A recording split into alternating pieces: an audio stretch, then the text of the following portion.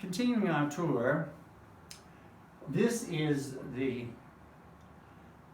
icon that spoke to Francis when he was in meditation.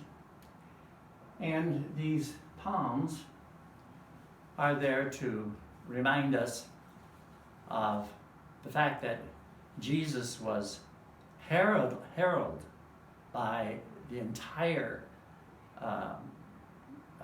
city population when he was going into Jerusalem. And it was only 5 days later where they executed him because he was teaching you must love everyone. And so these palms remind us that you may get accolades during your life, but understand, if you want to live the ideals that Jesus and Francis gave us, you're going to have the same kind of problems that Jesus did. Because our society today is very patriarchal. And we want to move into what is the creation spirituality, where everyone is equal. I would like to say a little bit about these two windows.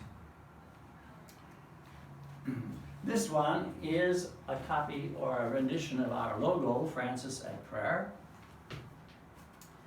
And this one is the companion piece of Clare. So Francis and Clare together started the Franciscan movement. So when Francis started to collect people into what became the Franciscan order, Clare also wanted to join and live that kind of lifestyle. But of course, she couldn't join a male community, so Francis wrote a second rule for the nuns, which today are called the Poor Clares. And they live a very simple and contemplative life. Both of these windows were created by my cousins on the occasion of my mom's death. So they are very, very significant, but they also have a great deal of meaning in our chapel. This picture reminds us of the Mexican tradition, and this one, the American Indian tradition. This is a dream catcher. This crystal was given to us by Dr. John Nottingham from Houston, Texas. And it has 3 sides representing the Trinity. And of course, the light is a symbol of the divine.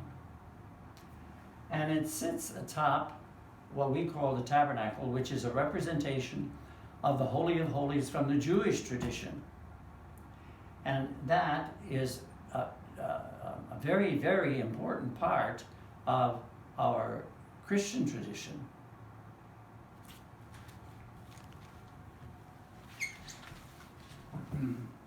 These are the chakras that come from the Eastern tradition and talk about the energy fields that are present in our body.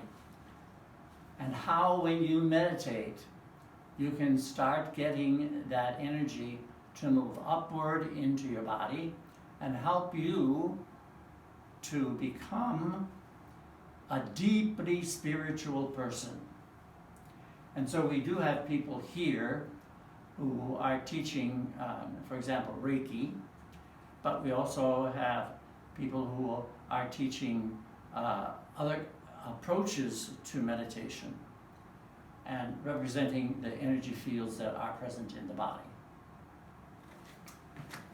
This piece was given to us by one of our